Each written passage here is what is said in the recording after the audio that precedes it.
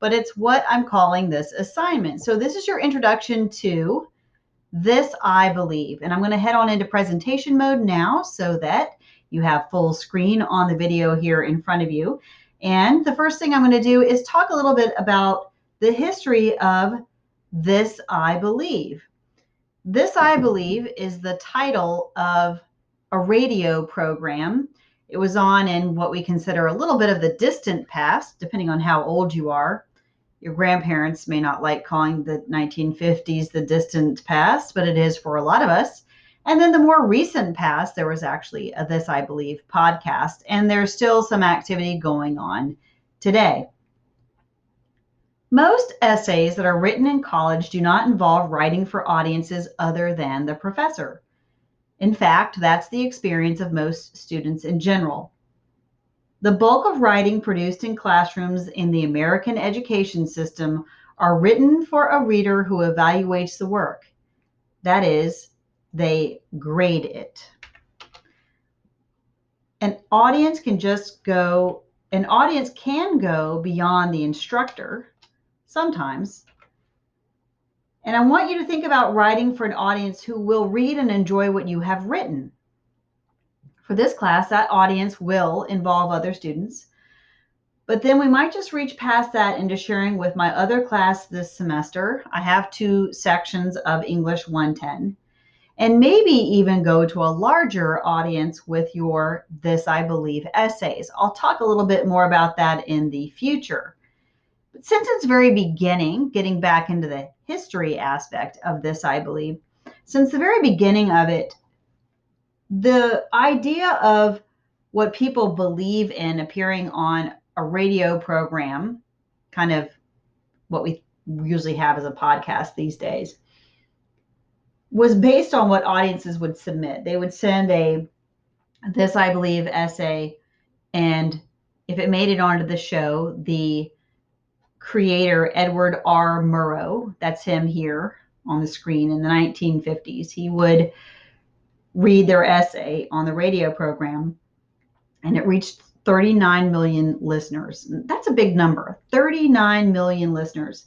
And on this broadcast, Americans, both well-known and unknown, read 5-minute essays about their personal philosophy of life. They shared insights about individual values that shaped their daily actions. The first volume of This I Believe essays, published in 1952, sold 300,000 copies. So they took the essays that had gone on the radio program and then they published them in a book. 300,000 copies, more than any other book in the U.S. during that year, except for the Bible. In fact, these Murrow broadcasts were so popular that curriculum was even developed to encourage American students to compose essays about their most significant personal beliefs. Now, if you were watching your lecture now and you haven't looked at the slides running behind it that I link next to it on the schedule, you'll actually see the script I'm using for a lot of what I say. It's not word for word, but it might help you because I do talk fast sometimes. A little bit later on, the This I Believe podcast came back in the 2000s, and once again, essays were submitted and then they were read on the program.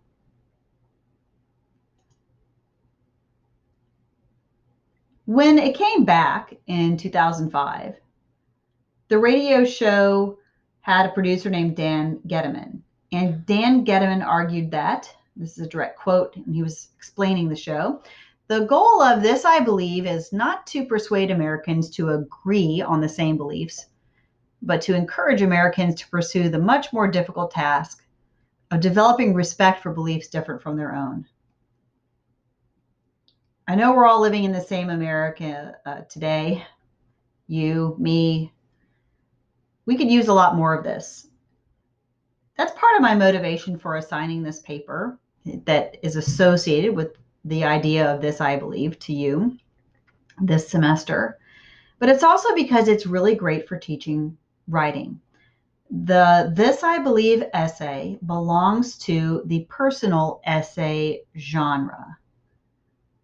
But your first essay using a This I Believe type of writing also mixes an argument. I mean, after all, you're arguing why you believe something. We all hold certain beliefs that we feel we can hold. We feel like we believe that our beliefs can hold humanity together. Let me restate that. That came out kind of funny. We all hold certain beliefs that we feel can hold humanity together. In other words, we have beliefs that we think can bring people together. And we feel like we can connect people through what we believe. And we often tell stories from our lives to create such meaning. Our personal experiences relate to common experiences that build a sense of community. And the personal essay can help us reveal and communicate the importance of what we think of as common truth. In fact, we're surrounded by people saying what their beliefs are all the time. One way is in music. Now, here are some older songs. Here's Frank Sinatra. I believe for every drop of rain that falls, a flower grows. I believe that somewhere in the darkest night, a candle glows. I believe for everyone who goes astray, someone will come to show the way. I believe, I believe. And here's Don Williams. But I believe in love. I believe in babies. I believe in mom and dad. And I believe in you. So many songs we listen to reflect personal creeds or philosophies held by singers and songwriters. Sometimes these beliefs can be inspirational and powerful, and sometimes they are sentimental and private. So you have some of these songs, and then here's some more on the next slide. A few more lyrics, and I want you to start thinking of some you know. Here we have Whitney Houston. I believe that children are our future. I swear I can't read this without hearing the song in my head. I believe that children are our future. Teach them well and let them lead the way. Show them all the beauty they possess inside. R. Kelly. I believe I can fly. I believe I can touch the sky. I can hear this one in my head too. I think about it every night and day. Spread my wings and fly away. I believe I can soar. I see me running through that open door. I believe I can fly. Some of you are now going to have these in your head, and I'm sorry, because these are the kinds of songs that can get stuck there, right? So start thinking of some songs you know, maybe jot it down even somewhere right now. Write it on a piece of paper or open a document and pause this video and write down a song that you know has this idea of this, I believe in it. We see statements like this a lot in not just music, but coaching. Here are some from some famous coaches on the screen. Just a little sampling there. I have found that being honest is the best technique I can use. Right up front, tell people what you're trying to accomplish and what you're willing to sacrifice to accomplishment. Lee Iacocca. Number 2, I know you've heard it 1,000 times before, but it's true. Hard work pays off. If you want to be good, you have to practice, practice, practice. If you don't love something, then don't do it, Ray Bradbury said. Now, these weren't all coaches, but these are used by coaches. If you deliberately plan on being less than you are capable of being, then I warn you that you'll be unhappy for the rest of your life. And the last one, success in golf depends less on strength of body than upon strength of mind and character. That would apply to a lot of sports for sure. Here are some others. Here are some sayings that Coach John Wooden used a lot. And he was very famous for his sayings. You can look up who he is, like a good kind of a Wikipedia search to find out about him if you've never heard of him before. And these are some of the things he said. A man may make mistakes, but he isn't a failure until he starts blaming someone else. Ability may get you to the top, but it takes character to keep you there. The main ingredient of stardom is the rest of the team. Young people need models, not critics. Talent is God-given, be humble. Fame is man-given, be thankful. Conceit is self-given, be careful. Learn as if you were to live forever. Do not let what you cannot do interfere with what you can do. And last, be more concerned with your character than with your reputation, because your character is what you really are, while your reputation is merely what others think of you. What good sayings, right? And all of these beliefs are ones that I think we can connect to and we can have a lot of ideas and conversations about. They're the kinds of beliefs that make for good "This I Believe" essays. But when you write your essay, you're going to have to come up with your own. Don't worry, they don't have to be exactly like these. We're going to talk more about that later. Here's another way to make a "this I believe" statement. Things I've learned. Things I've learned statements are interchangeable with I believe statements. And here's a little collection from people of different ages. Instead of reading them all to you, what I'm going to do is just say pause and read them to yourself now. I can actually make a shorter lecture if I make that move. So I'm going to make that move now. Pause and read these.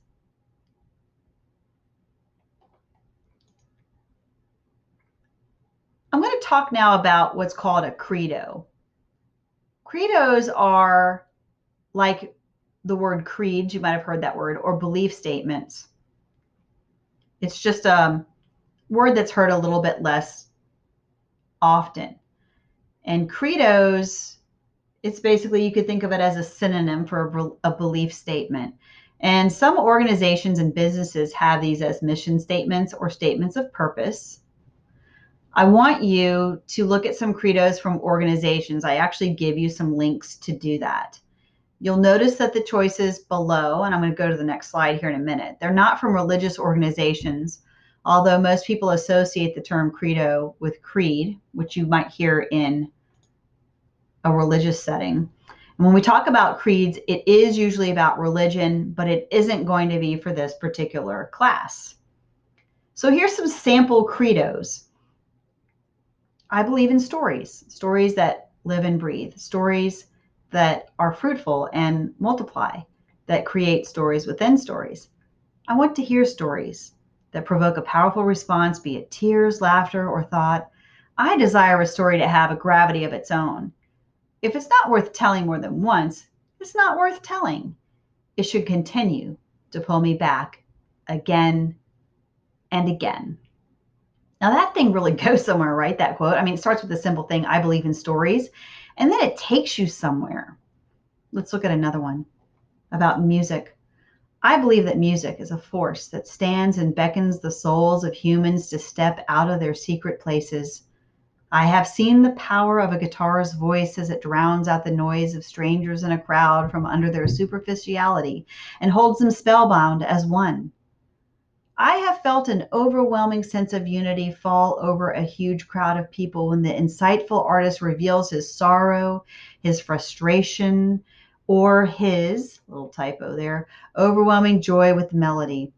I believe in closed eyes and dim lighting and tapping feet, concert halls, and heads carried up and down by the rolling swells of the melody. And one more. I believe in the wisdom of the ages. My happiest place was sitting on my grandmother's counter while she was cooking, trying to memorize her cornbread recipe. I would sit on her powder blue carpet and run my fingers over the hand stitches of her many old quilts while the colored glass hummingbird feeders on her porch made patches of purple and green light move slowly around her living room. Her wisdom slipped by so many, but I drank it in like sunlight. Wow, that's really well written. Don't worry if you're thinking, I can't write like that.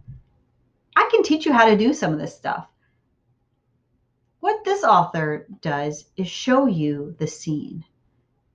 There's colors in here, and the colors do a lot for this person. So that's going to be one of the lessons that we're going to work on as we move through the essay over the next few weeks. And it's only week 2. We've got a lot of time to work on this for me to teach you how to do some of these things.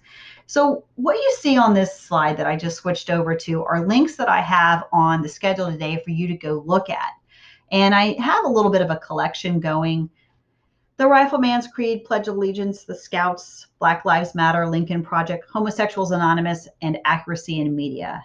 And I tried to pick things that were some very different sources with different political beliefs so that you can see things that are considered liberal and conservative and maybe somewhat neutral as well. So I want you to read those this week as part of what you're doing for the class. I want to show you how simple an I believe statement can be. Here it is. I believe in taking your dog to obedience class. That might not sound particularly interesting or controversial, but I think it has some potential to be interesting. So let's take a look at how. I believe in taking your dog to obedience class. Okay, so If you're going to now start building meaning on a statement like that one way to start sketching out an idea is to write about why you said the belief statement in the first place. For the dog obedience idea, it might be something like this. I believe in taking a dog to obedience class because I had a dog once who did not listen at all, and it would attack people.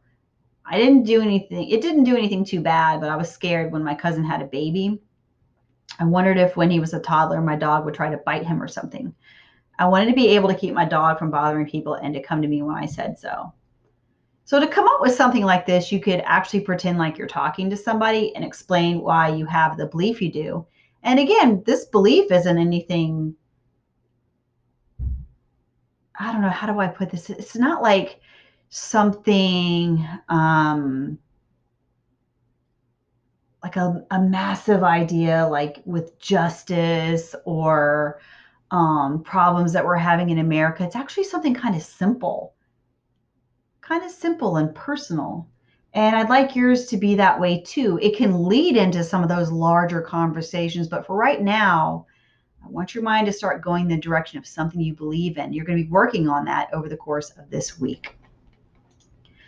I want to put together the idea of building on a belief statement with something that's in the other lecture for this week that you should have watched before doing this one. You're supposed to go through the schedule in order. That show not tell lesson. Okay, so what you see on the screen right now is copied and pasted over from your journal for this week. I'm going to ask you to do this. You're going to write your own personal statement following the directions here. And I wrote an example one. I believe that parents who are strict do a better job raising their children. So you're going to write something like that and fill it in on the journal for this week. And then the next step of the journal looks like this. A credo is a tell statement. I mean, it tells something, right? I'm going to scroll back up. I believe that parents who are strict do a better job raising their children. That does not show at all. Based on the show, not tell lesson, you don't see anything. It's just a statement. It's a tell. So one of the things that you're going to do is show what your credo means. Like for somebody to really get it, you need to show it to them. Think about what details or examples would help someone understand what you believe, what would help them see what you mean if you tried to give them details from your life. So for example, here are some details that might fit that credo. I'm going to roll back up to it here in gray. I believe that parents who are strict do a better job raising their children. Here are 3 examples that would support that. These are just like memories, basically, or bits and pieces of someone's life. Some of these, by the way, were true in my life at some point.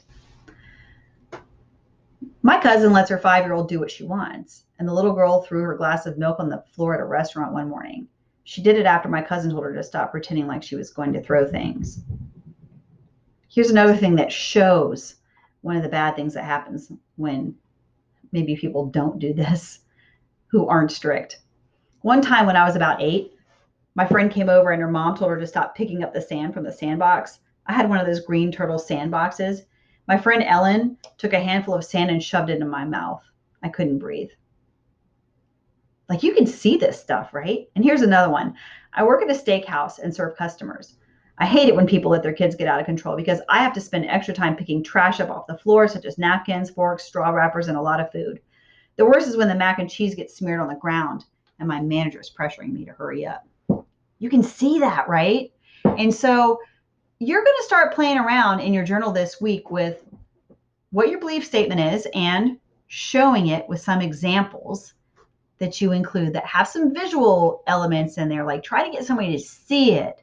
And one way to do that is with color and actually almost like taking a picture that you can see in your mind of a place you've been and then describing it. So where are we going with this? You're going to be writing a This I Believe paper. There's a separate video with the assignment sheet in it, but I'll give you a little bit of a teaser here. When we go as part of the assignment to look at examples of these, you're going to be seeing the categories. You've probably already done it because I think it's in the top section of the stuff for this week. But here are some categories: addiction, afterlife, America and patriotism, change, equality, hope, forgiveness, and so on. All these things. right away, I start thinking about all the things people can believe with these topics. And I'm looking forward to hearing from all of you what some of the things that you believe about these are when you start kicking it off in your journal for this particular week.